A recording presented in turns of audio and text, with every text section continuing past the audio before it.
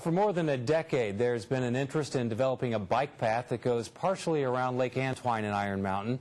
And now that project is complete. Tonight, TV6's Iron Mountain Kingsford Bureau reporter Adam Chick has an up-close look at the project. Finally would be the right word to describe most people's feelings about this bike path coming to fruition. The project has seen speed bump after speed bump slow its progress. Dave Padula has been trying to make this bike path happen since 1991. Finally, him and a couple of other people were able to cut through all the red tape and make his fantasy a reality. Well, it was very frustrating. We submitted a lot of applications over the years. We were rejected many times. In 2001, the plans were reviewed and construction was set to begin. However, a dispute with a resident about property lines halted the construction once again.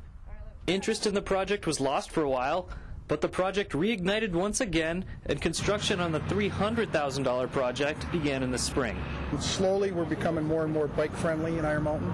It seems that the cities that are endorsing the bike-friendly attitude are seeing the benefits of it, and we're working towards that. Not only is it a relief to have the project finished, it also makes things a lot safer for the bikers themselves.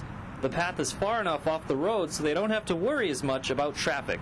Well, I've been riding around Fiume and Antoine for a number of years, but it's just a lot safer now. And, you know, with the logging trucks like the one that just went by, going 2-3 feet from your shoulder, you get a little nervous sometimes. Adam Chick, TV6 News, Iron Mountain.